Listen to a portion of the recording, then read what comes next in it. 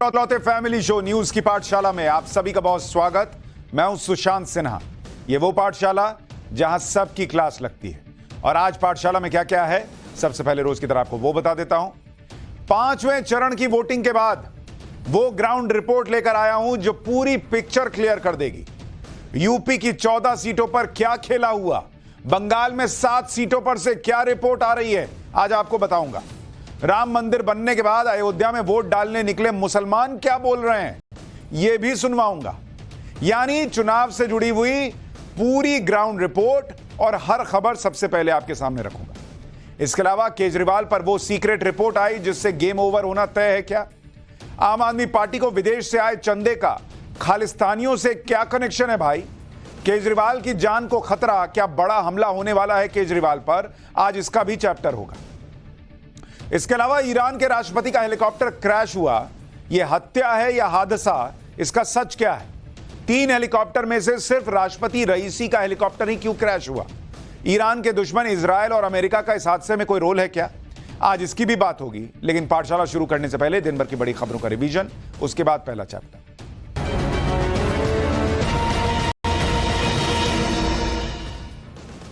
गुजरात में एटीएस ने बड़ी आतंकी साजिश को नाकाम कर दिया। अहमदाबाद एयरपोर्ट से आईएसआईएस के 4 आतंकी गिरफ्तार हुए हैं। चारों आतंकी श्रीलंकन सिटीजन हैं। शुरुआती पूछताछ में पता चला है कि गिरफ्तार किए गए आतंकी पाकिस्तानी हैंडलर के संपर्क में थे जो उन्हें हमले के लिए टारगेट बताने वाला था। आतंकियों के पास से मिले डॉक्यूमेंट्स में बीजेपी और आरएसएस नेता लिखा हुआ मिला है। दिल्ली के कथित शराब घोटाले के केस में जेल में बंद बीआरएस नेता के कविता को राउज एवेन्यू कोर्ट से बड़ा झटका लगा है।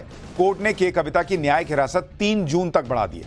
इस हादसे से जुड़े सीबीआई और ईडी केस के कविता की जमानत पर दिल्ली हाईकोर्ट में 24 मई को अब सुनवाई होगी।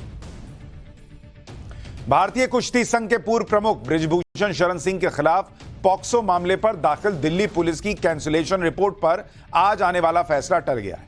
अब पटियाला हाउस कोर्ट 27 जुलाई को अपना फैसला सुनाएगी। पीड़ित नाबालिग लड़की के बयान वापस लेने के बाद दिल्ली पुलिस ने कैंसिलेशन रिपोर्ट दायर की है। आगरा में जूता कारोबारी के ठिकानों पर इनकम टैक्स विभाग की छापेमारी चल रही है। 3 दिनों से यह रेड चल रही है और अब तक 60 करोड़ से ज्यादा कैश गिनती किया जा चुका है। छापेमारी में जूते के डिब्बों और थैलों से जब्त किए गए बाकी के कैश की गिनती अभी पूरी नहीं हो पाई है। कैश इतना ज्यादा है कि नोटों की गिनती के लिए बैंक के अधिकारियों और कर्मचारियों को जिम्मेदारी सौंपी गई है। तो ये हो गया दिन भर का रिवीजन। अब पाठशाला की पहली क्लास 5th फेज की वोटिंग की वो ग्राउंड रिपोर्ट जो पूरी पिक्चर क्लियर कर देगी। यूपी की 14 सीटों पर क्या खेला हुआ, बंगाल में 7 सीटों पर से क्या रिपोर्ट आ रही है, राम मंदिर बनने के बाद अयोध्या में वोट डालने निकले मुसलमान क्या बोले, यानी सबसे पहले चुनाव से जुड़ी हर बड़ी खबर का कंप्लीट चैप्टर।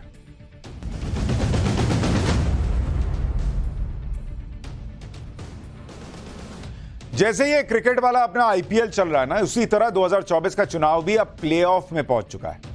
यानी आज 5वें फेज की वोटिंग के बाद सेमीफाइनल और फाइनल, यही 2 राउंड रह गए हैं। 400 से ज्यादा सीटों पर वोटिंग हो चुकी है और अब तक करीब करीब तय हो चुका है कि कौन चैंपियन बनने जा रहा है और कौन 2024 के चुनावी टूर्नामेंट से आउट हो चुका है। लेकिन आज के 5वें फेज पर इसलिए भी सबकी नजर थी क्योंकि यह फेज ग्लैमर से भरा हुआ और एक से एक हॉट सीट वाला फेज। यही वो फेज है जिसमें अयोध्या में भी वोटिंग हुई है, रायबरेली में भी वोट पड़े हैं। वहां से राहुल गांधी के लिए कितनी टफ फाइट रही यह भी बताऊंगा। राहुल गांधी क्यों आज दिन भर रायबरेली में बूथ बूथ घूम रहे थे। रायबरेली के साथ अमेठी में स्मृति ईरानी के लिए भी आज वोट पड़े हैं। स्मृति ईरानी की आज गांधी परिवार के करीबी किशोरी लाल शर्मा से कैसी भिड़ंत हो गई। बृजभूषण शरण सिंह की सीट पर आज वोट पड़े तो वहां क्या हुआ है। सिंगापुर से आई लालू की बेटी सारण में हारेंगी या जीतेंगी। इन हॉट सीट्स में आज कैसा क्या माहौल रहा वो सब आपको बताऊंगा। साथ में यह भी बताऊंगा कि मुंबई में आज बड़े बड़े स्टार्स कैसे आज वोट डालने के लिए निकले थे। अमिताभ बच्चन, ऐश्वर्या राय से लेकर शाहरुख खान, अक्षय कुमार, सब ने, बॉलीवुड के स्टार्स ने कैसे वोटिंग की। लेकिन पहले आप 5वें चरण की वीआईपी वोटर्स की एक झलक देखिए, फिर आपको बताऊंगा 5 फेज के बाद 2024 के चुनाव का नया कैलकुलेशन क्या है।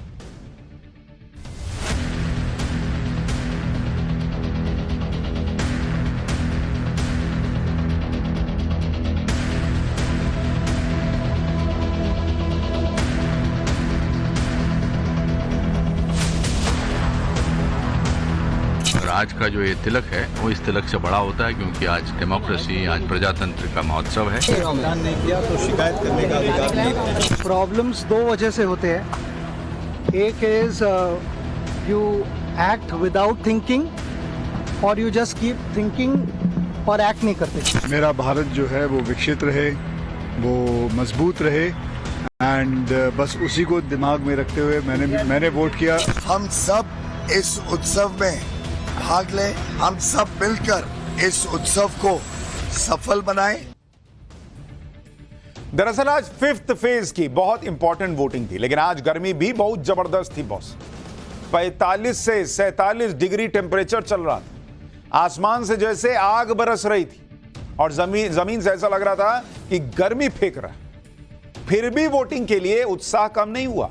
सुबह 6 बजे से लाइन लग गई, 9:30 बजे सुबह तक अच्छी खासी वोटिंग हो गई। लोगों को भी लगा कि इतनी गर्मी में कौन दिन में जाएगा, बहुत सुबह सुबह लगो लाइन में। देखिए कितनी लंबी लाइन लगी है, महिलाएं और बुजुर्ग सब पहुंचे हुए। इसके बाद गर्मी बढ़ी तो लोग थोड़ा धीरे धीरे कम हो गए। दोपहर में तो टेम्परेचर 45-47 डिग्री चला गया, गर्म हवा चलने लगी, लू के थपेड़े, उसमें कौन निकलता वोट डालने, तो कुछ ही वोटिंग हुई। इसके बाद शाम को फिर से लाइन लगी और लोगों ने वोट डाला।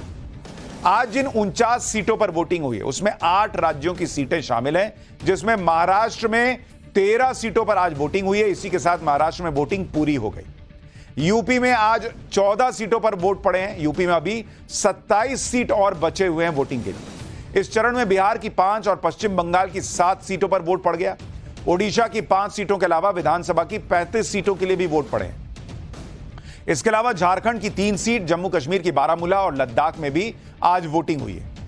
आने वाले 2 चरणों में हिंदी हार्टलैंड और पूर्वी भारत में पड़ने वाले राज्यों में वोटिंग होगी। बीजेपी को तो फुल कॉन्फिडेंस है कि वो पिछली बार के रिकॉर्ड को भी तोड़ देगी। बीजेपी की कॉन्फिडेंस का एक उदाहरण तो खुद यूपी के सीएम योगी आदित्यनाथ ने दिया।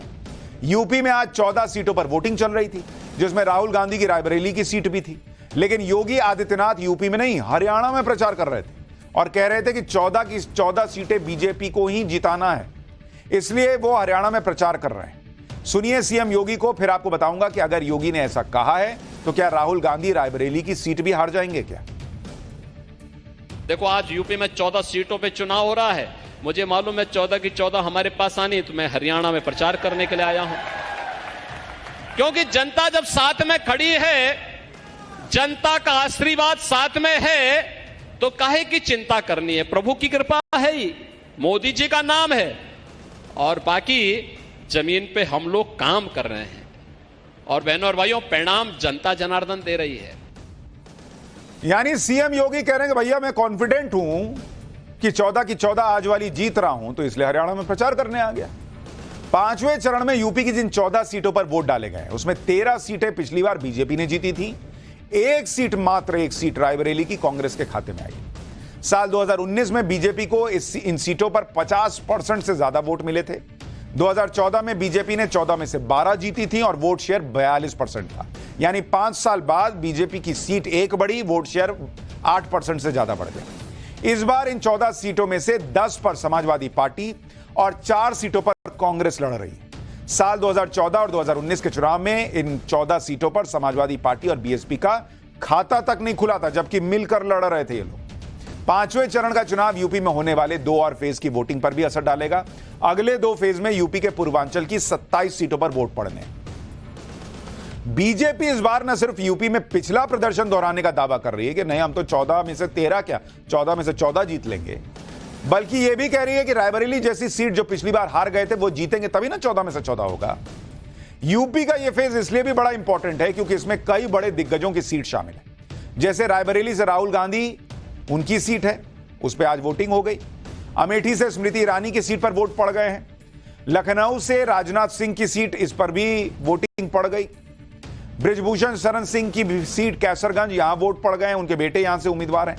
राम मंदिर की चर्चा के बीच आज फैजाबाद में वोटिंग हुई है। इस सीट पर बीजेपी के लल्लू सिंह मैदान में उतरे हुए हैं। इसमें खास तौर पर रायबरेली की सीट की सबसे ज्यादा चर्चा है क्योंकि पिछली बार अमेठी से हारने वाले राहुल गांधी केरल की वायनाड के साथ रायबरेली की सीट से भी उतर गए हैं।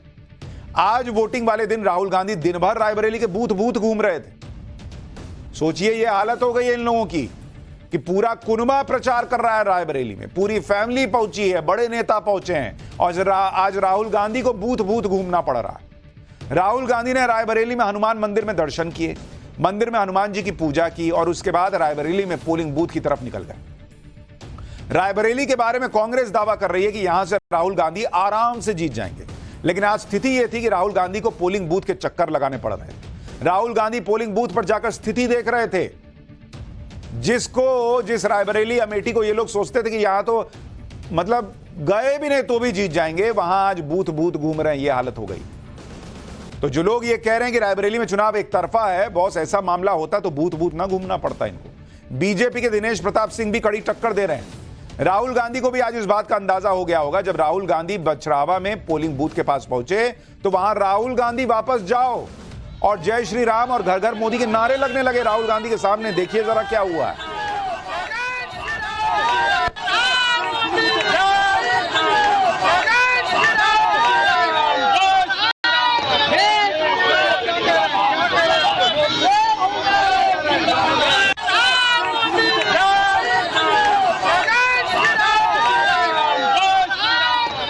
रायबरेली में आज राहुल गांधी का स्वागत एक मील के पत्थर ने भी किया, जिस पर लिखा था वायनाड 2000 किलोमीटर दूर। कांग्रेस गेस्ट हाउस के पास रोड पर वायनाड 2000 किलोमीटर लिखा हुआ माइलस्टोन नजर आया। रायबरेली में यह पत्थर प्रयागराज हाईवे पर भुएमऊ गांव के पास लगाया गया था। भुएमऊ में कांग्रेस का गेस्ट हाउस है, गांधी परिवार यहीं रुकता है। वीडियो वायरल होने के बाद अधिकारियों ने माइलस्टोन को हटा दिया। रायबरेली में आज वोटिंग के दौरान बवाल भी हुआ। रायबरेली में सदर तहसील में बेला खरा इलाके में कांग्रेस कार्यकर्ता लोगों को पर्ची बांट रहे थे। आरोप है कि इसी दौरान बीजेपी कैंडिडेट दिनेश प्रताप सिंह के भाई पर आरोप लगा कि कुछ लोगों के साथ वहां पहुंचे और पर्चियों से भरा बस्ता लेकर फरार हो गए। कांग्रेस समर्थकों ने बीजेपी पर गुंडई करने का आरोप लगाया। रायबरेली लोकसभा सीट सालों से कांग्रेस के पास है। सोनिया गांधी यहां से लगातार सांसद बनती रही हैं, उसके बाद भी रायबरेली की हालत बहुत अच्छी नहीं है। रायबरेली के मैनूपुर गांव में ग्रामीणों ने मतदान का ही बहिष्कार कर दिया। गांव वालों का कहना है कि रोड ही नहीं है तो वोट किस बात का। राहुल गांधी खुद इस गांव में पहुंचे और मतदाताओं को मनाने की कोशिश की, लेकिन बात बन नहीं पाई। गांव वाले लगातार नारेबाजी कर रहे थे कि रोड नहीं तो वोट नहीं। गांव वाले सड़क के लिए लिखित आश्वासन की मांग पर अड़ गए। सुनिए किस तरह से वहां नारेबाजी हुई है।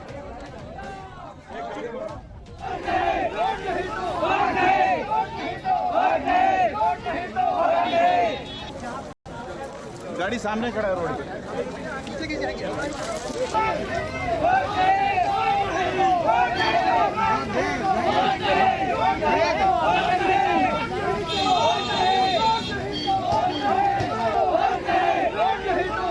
तो यानी राहुल गांधी के लिए आज बहुत अच्छा दिन ऐसे तो नजर नहीं आया। कम से कम वोटिंग हो गई हो तो पता नहीं, लेकिन बताइए इतने साल में रोड नहीं दे पाए हैं ये लोग और लोगों को कहना पड़ रहा है कि रोड नहीं तो वोट नहीं। और रायबरेली में ये लोग वोट मांगने गए हुए हैं। रायबरेली के नतीजे क्या होंगे इस पर लगातार चर्चाएं हो रही हैं। खैर नतीजे तो 4 जून को पता चली जाएंगे, लेकिन रायबरेली की जनता ने किन मुद्दों के आधार पर मतदान किया उसको लेकर एक ग्राउंड रिपोर्ट आपको दिखाता हूं। हमने देश के विकास को देखा, उन हिसाब से अपना मतदान दिया। हमने तो कहा देश की रक्षा हो, देश आगे जाए, देश की प्रगति को, देश के विकास को लेकर आपने वोट किया है। हाँ जी। अरे भाई जिसके फॉलोअर हम उसको वोट देंगे, उसको जिताएंगे। हमारी इच्छा थी कि जो सरकार अच्छी चल रही है उसी को वोट दो। देश के विकास को लेकर के जो चीजें आपने देखी हैं, अभी राम मंदिर है, बहुत सी चीजें वैसे भी अभी होने वाली भी हैं। ये सब देख के वोट दिया हमने। बदलाव चाहिए, कुछ बदलाव चाहिए, नया चाहिए।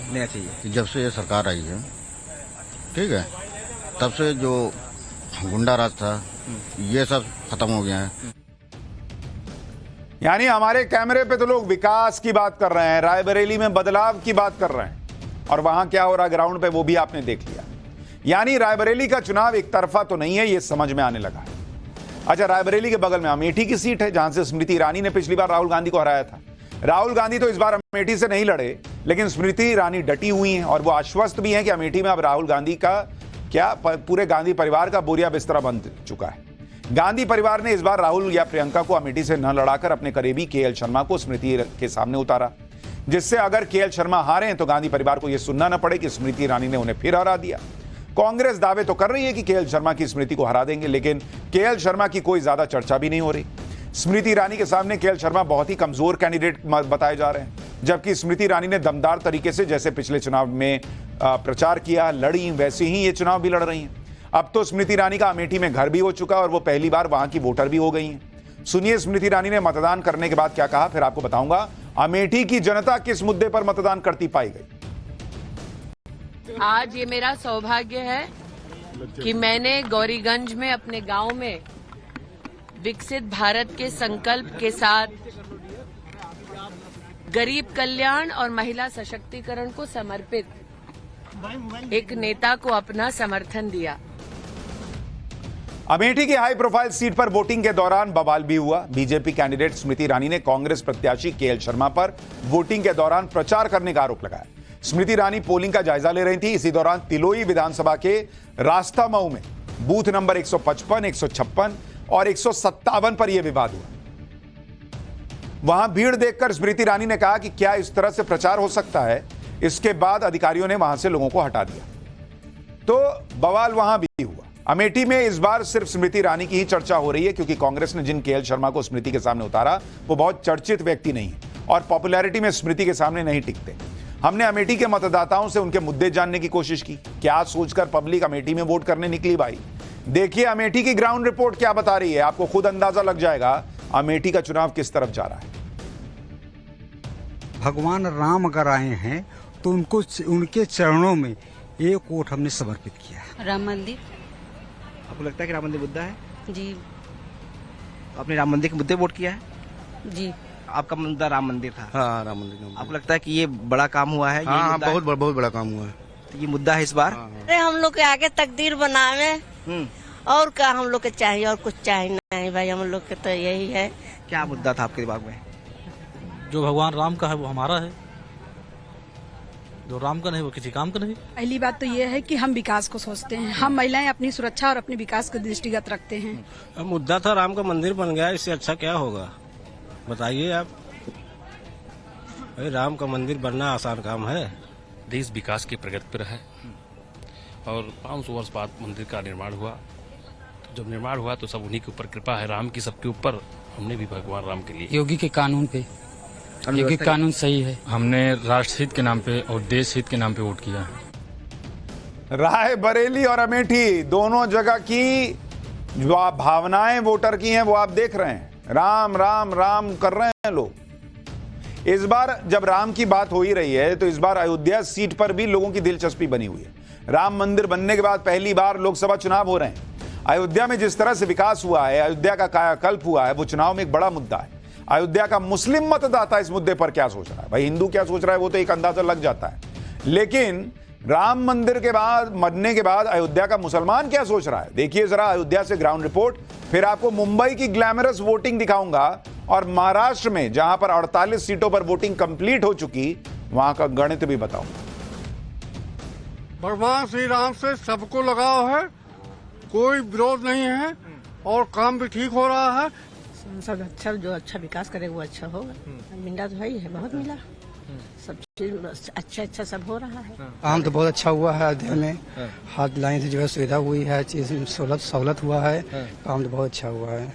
हमारे देश का प्रभु श्री राम कण कण में सदैव रहे। कोई कहे अगर कि राम थे नहीं, लाए गए हैं, तो एक काल्पनिक अपवाद है। राम सदैव थे और सबके मन में थे।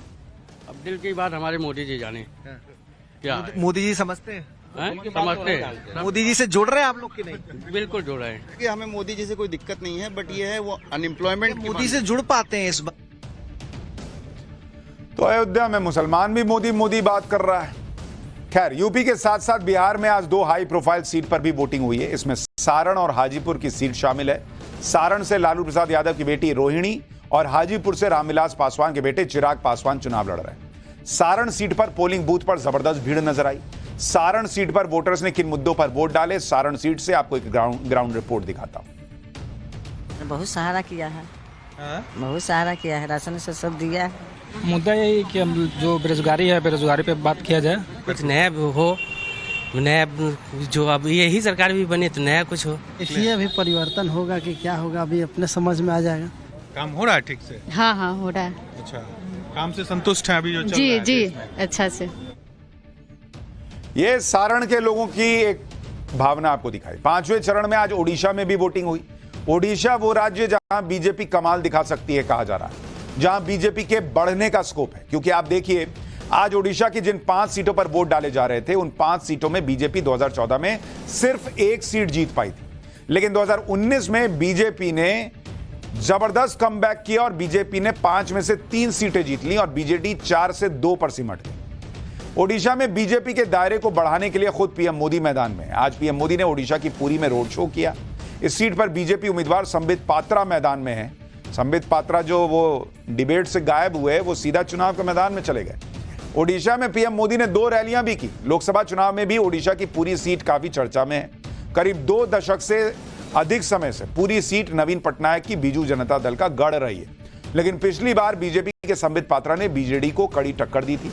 संबित पात्रा करीब 11,000 वोट के अंतर से चूक गए थे। लोकसभा चुनाव के हिसाब से 11,000 वोट का अंतर काफी कम माना जाता है। इसलिए बीजेपी को उम्मीद है कि इस बार इस सीट पर बीजेपी का कब्जा होगा। आप देखिए पुरी में पीएम मोदी का जो रोड शो हुआ, उसमें कैसे जबरदस्त भीड़ उमड़ी। लोग जय श्री राम के नारे लगा रहे थे। सुबह सुबह 8 बजे से पीएम मोदी को देखने के लिए सड़क किनारे लोग खड़े हो गए। देखिए ओडिशा के पुरी से एक रिपोर्ट।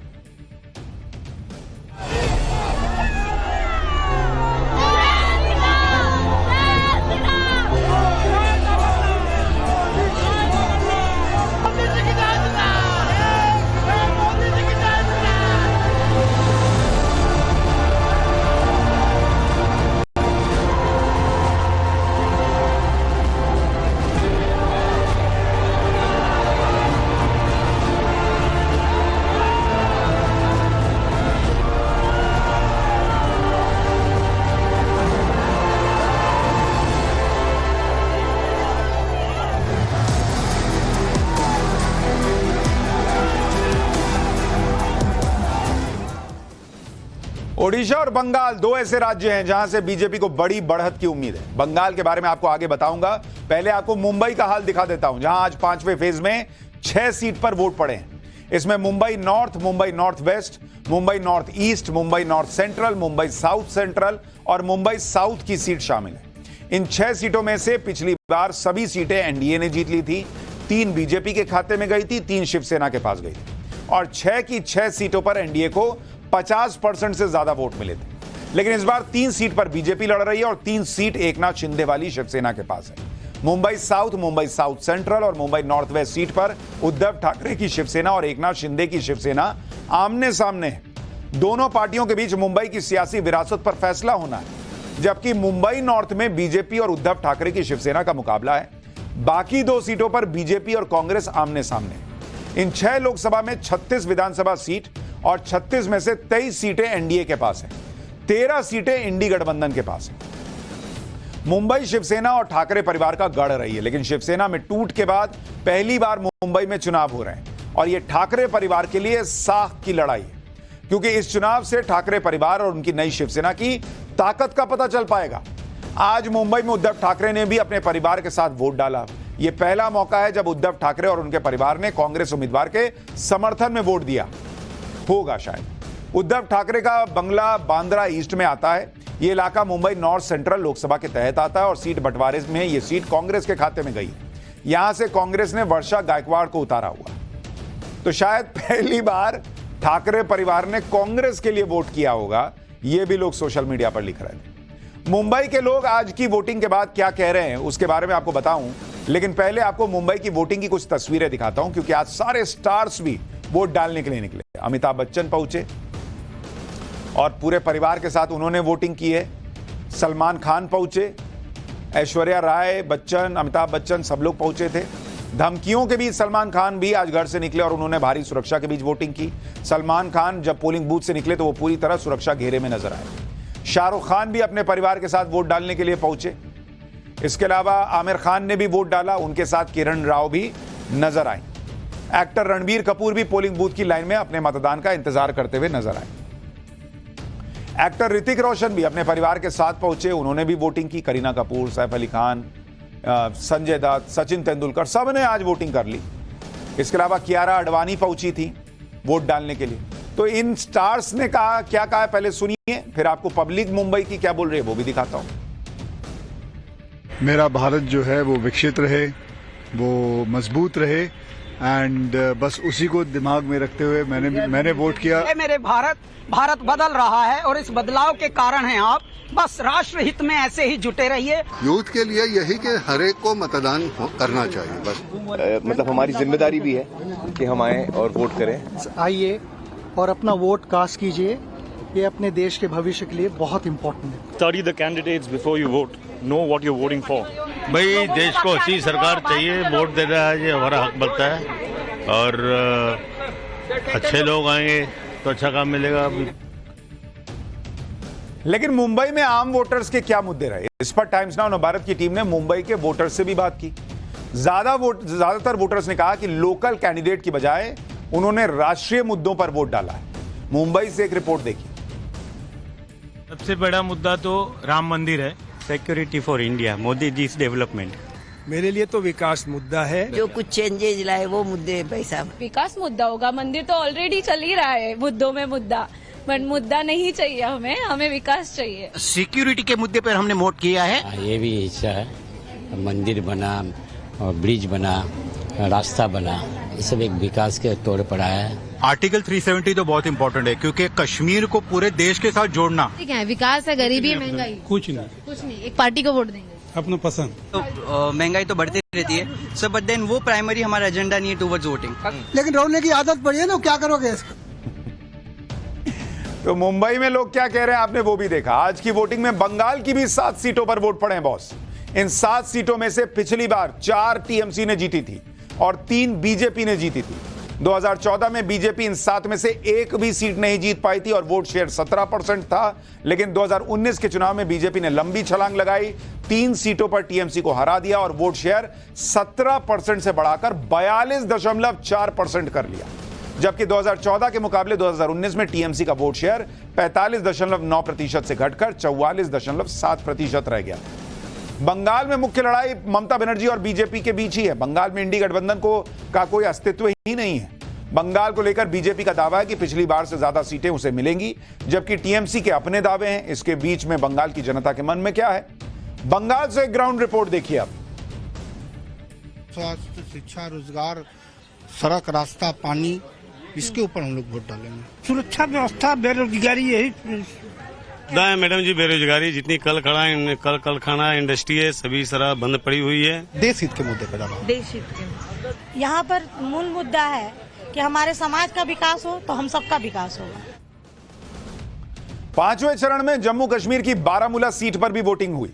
इस सीट पर पिछले कई चुनाव की वोटिंग के रिकॉर्ड तोड़ दिए, जबकि ये वही बारामूला सीट है जो लंबे वक्त तक आतंकवाद की जकड़ में रहा, जहां लोग आतंकियों के डर के वजह से वोट डालने नहीं निकलते थे। उस सीट पर अनुच्छेद 370 हटने के बाद आज पहली बार वोटिंग में बम्पर जंप दिखा। बारामूला में इस बार सबसे ज्यादा वोटिंग हुई है। यानी अगर आप देखेंगे कि बारामूला में जो लोग पूछते हैं ना अनुच्छेद 370 हटा, क्या ही हो गया, क्या फर्क पड़ गया, ऐसा क्या तूफान आ गया, इस बारामूला की सीट को आप देखेंगे तो आपको सारा हिसाब समझ में आ जाएगा कि बारामूला क्या बता रहा है अनुच्छेद 370 हटने को लेकर। वोटिंग परसेंट देखिए, वोटिंग प्रतिशत, इसको आप देखेंगे बारामूला के अंदर 2014 में वोटिंग प्रतिशत था 39.13%। 2019 में यह घट गया और यह घटकर हो गया 34.89, यानी ऑलमोस्ट 35%। लेकिन आज कितना वोट पड़ा है आपको पता है बारामूला में? 2024 में, और अभी फाइनल डेटा आना बाकी है, 2024 में अभी तक के डेटा के मुताबिक बारामूला में 59% वोटिंग है। 59%। यह है 370 हटने का असर।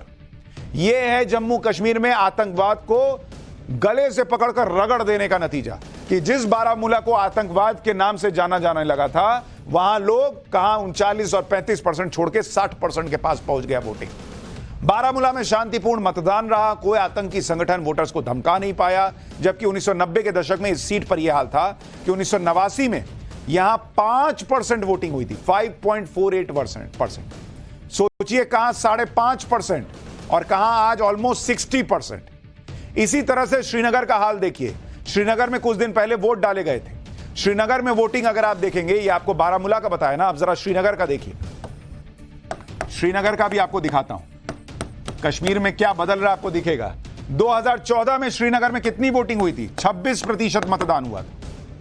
2019 में कितनी वोटिंग हुई थी? मात्र 14%, 14.5% वोट पड़ा था।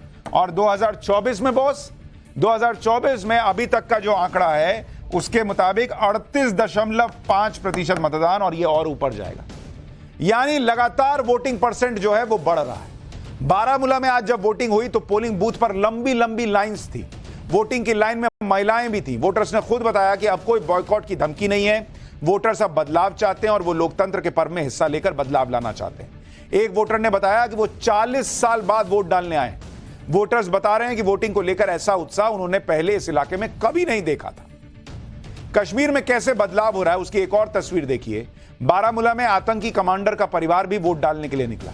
आतंकी कमांडर के भाई ने मतदान किया और अपने आतंकी भाई से आतंकवाद की राह को छोड़ने की अपील की। आतंकी के भाई ने लोगों से भी मतदान में हिस्सा लेने की अपील की। जो लोग पूछते हैं कि कश्मीर में क्या बदला है, यह बदला है बॉस।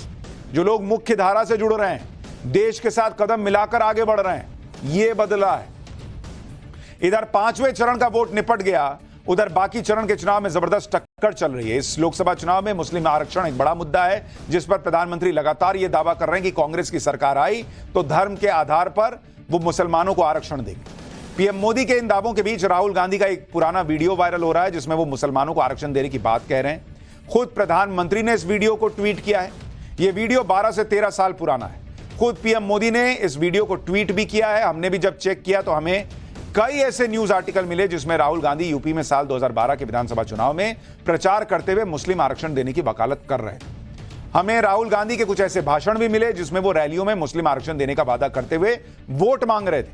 एक बार सुनिए राहुल गांधी के पुराने बयान, फिर आपको बताऊंगा राहुल गांधी के इन पुराने वीडियो पर पीएम मोदी ने क्या कहा है। मनमोहन सिंह जी खड़े होते कहते भैया करना है, हम देंगे, मुसलमान भाइयों को आरक्षण देंगे, शामिल करेंगे इनको। मुलायम सिंह जी खड़े होते कहते भैया अगर मैं होता मैं ज्यादा करता, मगर आप थे, 3 बार थे, क्यों नहीं किया? पत्रकारों ने मुलायम सिंह यादव जी से पूछा, मुलायम सिंह यादव जी आरक्षण के बारे में आप क्या सोचते हो? जो हमारे अल्पसंख्यक भाई हैं वो विकास के अंदर शामिल नहीं हुए हैं, क्या सोचते हैं उसके बारे में? सन्नाटा जैसे अभी है, सुनो, ऐसा सन्नाटा, कोई जवाब नहीं मिला। रशीद मसूद जी ने अभी कहा उनको पार्टी से निकाल दिया क्योंकि इन्होंने कहा कि भाई आरक्षण होना चाहिए। राहुल गांधी के इन पुराने वीडियोस का जिक्र पीएम मोदी ने भी अपनी रैली में किया, क्योंकि वो जब बोले कि भाई इनका थॉट प्रोसेस ये है कि धर्म के आधार पर आरक्षण देना, तो नरेंद्र मोदी के पीछे पड़ गए सब, वो जो फर्जी फैक्ट चेकर से लेकर सारे लोग। अब ये पुराने वीडियोस निकल कर आ रहे हैं।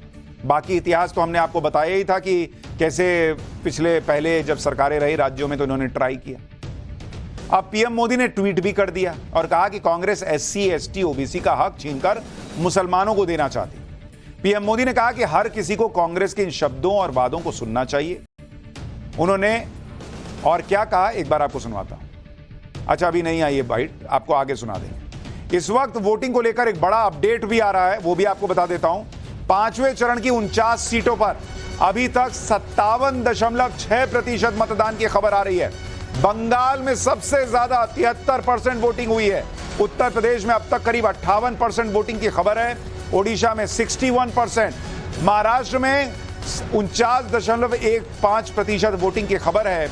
यानी अभी तक टोटल जो है वो कहा जा रहा है कि करीब 58% के आसपास वोटिंग हुई है, और ये अभी फाइनल आंकड़ा नहीं है, ये और बढ़ेगा ये माना जा सकता है। यानी पिछली बार जो 60% के आसपास मतदान था वहीं पर यह आंकड़ा जाकर रुकेगा ऐसा लग रहा है। लेकिन यहां पर अब सवाल यह है कि भाई यह आंकड़ा कहीं भी जाकर रुके, अरविंद केजरीवाल की मुसीबतें कहां जाकर रुकेंगी? केजरीवाल पर वो सीक्रेट रिपोर्ट आई जिससे गेम ओवर होना तय है क्या? आम आदमी पार्टी को विदेश से आए चंदे का खालिस्तानियों से कोई कनेक्शन है क्या?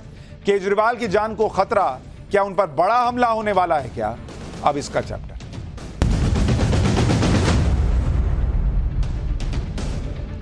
जब से अरविंद केजरीवाल जेल से छूटे हैं तब से रोज कोई ना कोई उनसे जुड़ा बवाल विवाद चल ही रहा है। पहले उनके सीएम आवास में उनकी महिला सांसद की पिटाई का आरोप लगा, जो इतिहास में कभी किसी सीएम आवास में नहीं हुआ होगा। फिर जिसने पिटाई की थी उसे लेकर केजरीवाल घूमते दिख गए। जब पूरी तरह से घिर गए तो कहने लगे कि स्वाति मालीवाल की पिटाई का मामला केजरीवाल को फंसाने की साजिश है। स्वाति मालीवाल तो बीजेपी के एजेंट हैं। लेकिन अब केजरीवाल का नया मामला खुलता दिख रहा है। यह मामला भी ऐसा है जिसका खुलासा होने से पूरी आम आदमी पार्टी बहुत गंभीर आरोपों से घिर गई है। पहली बार आम आदमी पार्टी की विदेशी फंडिंग पर एक सीक्रेट रिपोर्ट आई है और इस सीक्रेट रिपोर्ट का दावा है कि केजरीवाल की पार्टी ने विदेशों से फंडिंग लेने में नियमों की धज्जियां उड़ाई। यह सीक्रेट रिपोर्ट ईडी की है और इसमें आम आदमी पार्टी की विदेशी फंडिंग के बारे में ऐसी ऐसी बातें लिखी हैं जिसके आधार पर ईडी ने गृह मंत्रालय से इसकी जांच करने के लिए लिखा है। ईडी की तरफ से अक्टूबर 2022 में गृह मंत्रालय को इस मामले में जो सीक्रेट रिपोर्ट भेजी गई है, इस रिपोर्ट की कॉपी हमारे पास मौजूद है। ईडी की अब तक की जांच में खुलासा हुआ है और आम आदमी पार्टी पर यह गंभीर आरोप लगे हैं कि अमेरिका और कनाडा में फंड रेजिंग कैंपेन के जरिए न केवल फंड जुटाया गया बल्कि विदेशी फंड पर एफसीआरए यानी फॉरेन कंट्रीब्यूशन रेगुलेशन एक्ट के तहत लगाए गए बैन से बचने के लिए आम आदमी पार्टी ने असली दानदाताओं की पहचान भी छुपाई। यह भी आरोप है इसमें। असल में एफसीआरए के नियमों के मुताबिक कोई भी पॉलिटिकल पार्टी किसी विदेशी से फंडिंग नहीं ले सकती, लेकिन ईडी ने आम आदमी पार्टी को विदेश से मिली फंडिंग पर जो डोजियर गृह मंत्रालय को सौंपा उसमें कई हैरान करने वाले खुलासे और बड़े गंभीर आरोप लगे। खुलासा नंबर 1, आरोप कह रहा है कि आम आदमी पार्टी पर यह आरोप है कि उन्हें 7 करोड़ 8 लाख रुपए का विदेशी फंड मिला। खुलासा नंबर 2, आम आदमी पार्टी को यह विदेशी फंड साल 2014 से 2022 के बीच मिलने का आरोप है। खुलासा नंबर 3, आम आदमी पार्टी पर आरोप है कि विदेशी फंड जुटाने में एफसीआरए के नियमों की धज्जियां उड़ाई गई। खुलासा नंबर 4, आम आदमी पार्टी के विधायक दुर्गेश पाठक पर आरोप है कि उन्होंने विदेशी फंड को ठिकाने लगाया। खुलासा नंबर 5, आरोप है कि कई डोनर्स के लिए एक ही पासपोर्ट नंबर और क्रेडिट कार्ड का इस्तेमाल हुआ। खुलासा नंबर 6, आरोप यह भी है कि आम आदमी पार्टी ने विदेशी दानदाताओं की असली पहचान छुपाई। खुलासा नंबर 7, आरोप है कि विदेशी फंड सीधे आम आदमी पार्टी के खाते में जमा किया गया। असल में ईडी की जांच में खुलासा हुआ है कि आम आदमी पार्टी के डोनर्स की एक बड़ी संख्या है, लेकिन पहचान छुपाने के लिए कई डोनर्स का एक ही पासपोर्ट नंबर, कई डोनर्स का एक ही मोबाइल नंबर, ईमेल आईडी और क्रेडिट कार्ड नंबर दिखाया गया, यह आरोप लगा। जैसे आम आदमी पार्टी को फंडिंग करने वाले 155 डोनर्स ने 55 पासपोर्ट की मदद के जरिए 404 ट्रांजैक्शन की, यानी एक ही पासपोर्ट नंबर पर कई डोनर्स दिखाकर करीब 1 करोड़ 2 लाख रुपए का फंड जुटाया गया। इसी तरह एक ही डोनर्स की पहचान छुपाने के लिए एक ही ईमेल आईडी का कई डोनर्स के लिए इस्तेमाल करने का आरोप है। सिर्फ 51 ईमेल आईडीज का 201 डोनर्स के लिए इस्तेमाल हुआ है और इन ईमेल आईडीज की मदद से 636 ट्रांजैक्शन के जरिए करीब 2 करोड़ 66 लाख रुपए का फंड जुटाया गया। इसी तरह 75 डोनर्स ने 15 क्रेडिट कार्ड्स पर 148 बार ट्रांजैक्शन कर आम आदमी पार्टी को 20 लाख का फंड दिया, यानी यहां भी एक ही क्रेडिट कार्ड का कई डोनर्स के लिए इस्तेमाल होता दिखता है। 21 मोबाइल नंबर्स का इस्तेमाल कर 71 डोनर्स ने 256 बार ट्रांजैक्शन कर करीब 99 लाख रुपए का फंड दिया। यहां भी डोनर्स की असली पहचान छुपाने के लिए एक ही मोबाइल नंबर का इस्तेमाल किया गया। अब जब यह सीक्रेट रिपोर्ट सामने आई और आम आदमी पार्टी से सवाल होने लगे तो उनके लोगों ने किस तरह से आज हमारे चैनल की महिला रिपोर्टर के साथ बदसलूकी की, आपको वो भी देखना चाहिए। हमारी संवाददाता आकांक्षा खजूरिया ने जब विदेशी फंडिंग पर सवाल पूछने की कोशिश की तो आम आदमी पार्टी के दफ्तर में हमारी संवाददाता के साथ बदसलूकी की गई, रिपोर्टर पर हमला किया गया, कैमरा तक तोड़ दिया गया। देखिए वहां पर क्या हुआ। अच्छा, कैमरा ऐसे कैमरा टूट जाएगा भाई। See what they have done. They're trying to break our camera here. Complete chaos here at the party headquarter. देख रहे हैं आप, ये हाल है। हालांकि बहुत लोगों को आश्चर्य नहीं होगा जब मुख्यमंत्री के घर में महिला सांसद की पिटाई का आरोप जिस पार्टी पर लग रहा हो, मुख्यमंत्री के पीएस पर आरोप लग रहा हो कि उसने महिला सांसद को पीट दिया, तो उसके बाकी के लोग क्या करेंगे वो तो कोई बहुत आश्चर्य की बात नहीं। हालांकि ये पहला मौका नहीं है जब आम आदमी पार्टी ने हमारे रिपोर्टर के साथ बदसलूकी की। आज विदेशी फंडिंग के ऊपर सवाल करने लगे तो आकांक्षा खजूरिया से आम आदमी पार्टी के दफ्तर में बदसलूकी की गई। एक महिला रिपोर्टर से बदसलूकी हुई। इससे पहले ऑपरेशन शीश महल में हुए खुलासे से बौखलाई आम आदमी पार्टी ने पंजाब में हमारी रिपोर्टर भावना किशोर पर फर्जी केस डाल दिया था, गिरफ्तार कर लिया था। वो तो हाईकोर्ट से वो केस खारिज हो गया, वो FIR फर्जी निकल गई। फिर शीश महल के सामने से रिपोर्टिंग कर रहे हमारे सहयोगी राकेश पांडे पर हमला हुआ था। तो ये कोई बहुत नई चीज नहीं है। पत्रकारों के साथ ये हो रहा है, सांसद के साथ क्या हो रहा है, पब्लिक सब देख रही है इनका क्या हिसाब किताब है। विदेशी फंडिंग पर ईडी की सीक्रेट रिपोर्ट पर आम आदमी पार्टी का भी बयान सामने आया। हमेशा की तरह इस बार भी आम आदमी पार्टी ने इसे बीजेपी की साजिश बता दिया। आम आदमी पार्टी की नेता और दिल्ली सरकार में मंत्री आतिशी ने कहा कि जब से पार्टी बनी है आम आदमी पार्टी ने चंदे में मिले 1-1 रुपए का हिसाब दिया है। सुनिए ईडी की रिपोर्ट पर दिल्ली की मंत्री आतिशी ने क्या कहा, फिर आपको दिखाएंगे अलग अलग मामलों की जांच से केजरीवाल किस तरह बेचैन हो गए।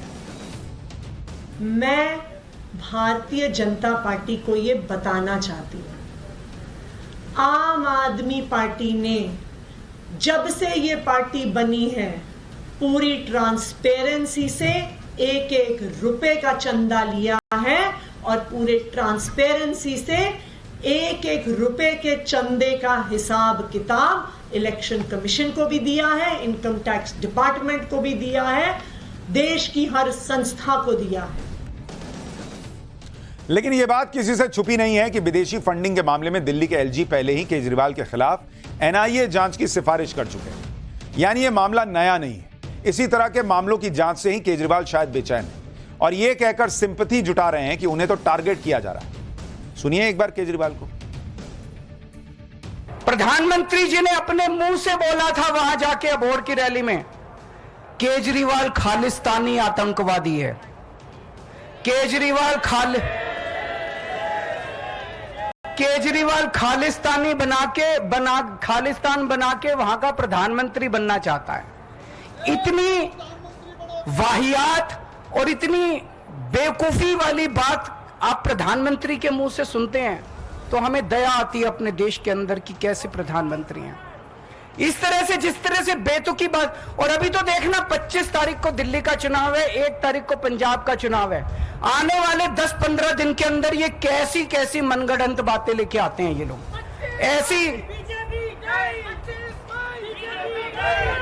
ऐसी और बहुत सारी बातें आने वाली हैं। ये किसी भी हद तक जा सकते हैं, ये किसी भी नीचता तक गिर सकते हैं, ये लोग कुछ भी कर सकते हैं। आने वाले समय में आप लोग सतर्क रहना।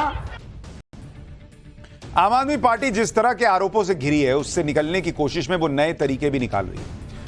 जैसे आज एक नई ड्रामा पॉलिटिक्स शुरू हुई। दिल्ली के राजीव चौक, पटेल चौक और पटेल नगर जैसे कुछ मेट्रो स्टेशंस पर सीएम केजरीवाल के खिलाफ धमकी लिखी दिखी।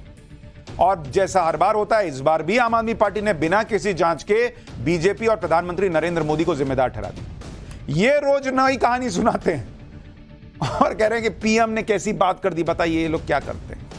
आम आदमी पार्टी ने चुनाव आयोग से इस मामले की शिकायत की और राज्यसभा सांसद संजय सिंह ने आरोप लगा दिया कि पहले तिहाड़ जेल में 23 दिन तक अरविंद केजरीवाल को इंसुलिन नहीं दी गई और अब सरेआम हमला करने की धमकी दी जा रही। सुन लीजिए। और आज जगह जगह खुलेआम धमकी दी जा रही है। मेट्रो स्टेशन पे लिखकर धमकी दी जा रही है, हमला करने की धमकी दी जा रही है। पटेल नगर मेट्रो स्टेशन पे, राजीव चौक मेट्रो स्टेशन पे।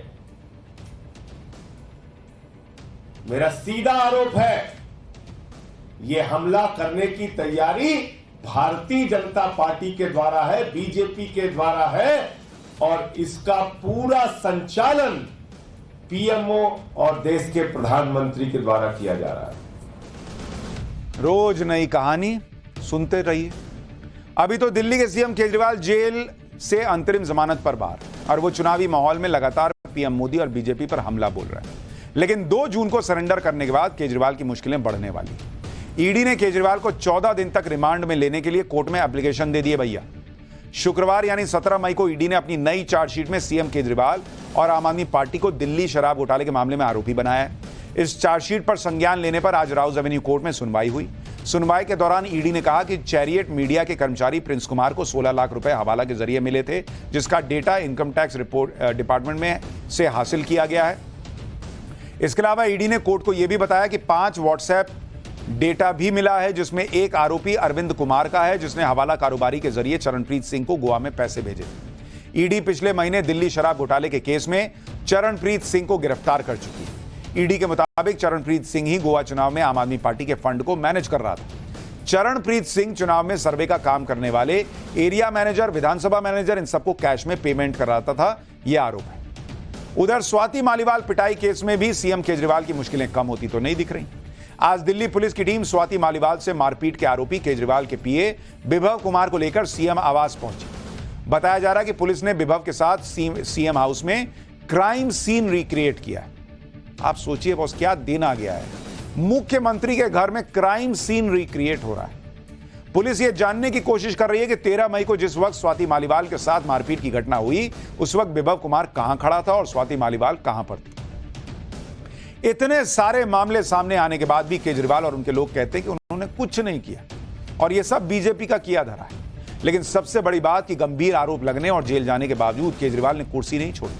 इसी पर आज गृह मंत्री अमित शाह ने भी दिल्ली की एक रैली में कह दिया कि केजरीवाल फेविकोल लगाकर कुर्सी पर बैठ गए और जैसे ही बीजेपी 4 तारीख को दिल्ली की 7 सीटें जीतेगी, ये फेविकोल उखड़ जाएगा। सुनिए अमित शाह को। अरे केजरीवाल जी, अभी तो सिर्फ शराब घोटाले की जांच हुई है, 7 घोटालों की जांच बाकी है, 7 घोटालों की जांच बाकी। भाइयों बहनों, इनके जैसा निर्लज्ज व्यक्ति मैंने मेरे जीवन में नहीं देखा है। भ्रष्टाचार के कारण लालू जी भी जेल में गए, इस्तीफा देकर गए। जयललिता भी जेल में गई, इस्तीफा देकर गई। और मंत्री भी जेल में गए, इस्तीफा देकर गए। ये एक नेता ऐसे है जो जेल में तो गए मगर मुख्यमंत्री बने रहे।